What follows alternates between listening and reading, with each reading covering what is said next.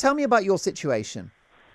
So I'm medically exempt, and I have been obviously all the way through. I was abused, and I suffer from PTSD as a result, which means I can't have anything near or covering my face. I went into my local store today just to do my weekly shop, and they were very rude, very blunt with it, really. I was told that the government guidelines, which state I don't actually have to show my exemption card, even though I carry it in my pocket just in case, had been changed in the hour and a half before I printed off the guidelines and then went in. And it was an incredibly galling experience. It felt very much like they were trying to do anything and everything they can to deny me entry. And I've got to be honest, I went and sat in the car afterwards in tears. And I thought, all I'm trying to do is come in here and do my weekly shop as I have been for the last 6 months. And it just felt overly aggressive and no need. I've got no issue whatsoever if they sit there as they have been doing and ask, have you got a mask, sir? To which I obviously reply, I'm very sorry, but I'm exempt. But it's the overzealous overreach, like Stephen Jackson said earlier, that's really got to me, I have to admit.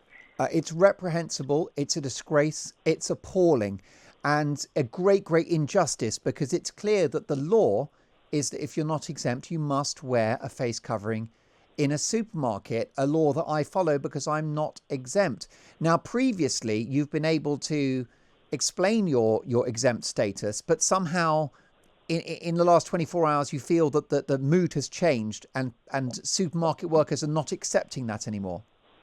It's completely changed. I mean, obviously, when I've gone in before, I go in there every week, so they know me and they recognise me, and people smile and say good morning or good afternoon. Yeah.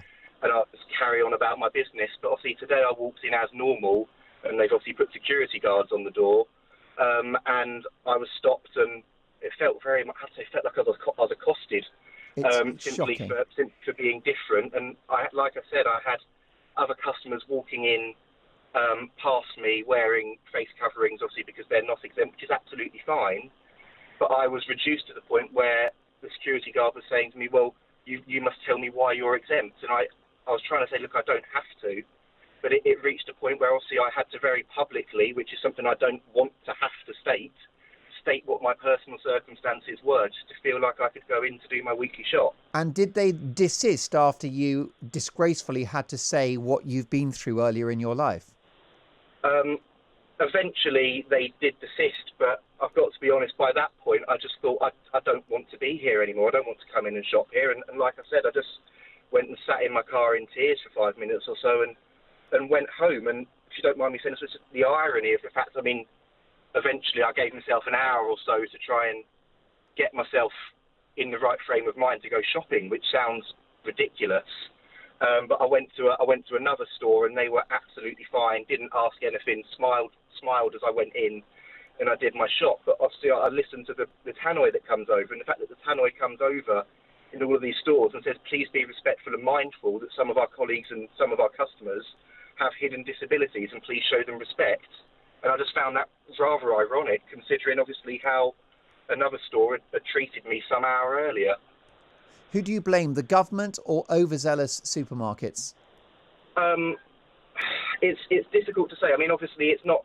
It says it clearly on the government website that you don't have to prove your exemption. So I think there's a large element of overzealous supermarkets, but for me personally, it comes from as it's been all the way through, which is really poor messaging, really unclear messaging. As many times as they want to say the phrase, we're perfectly clear, that just makes it anything other.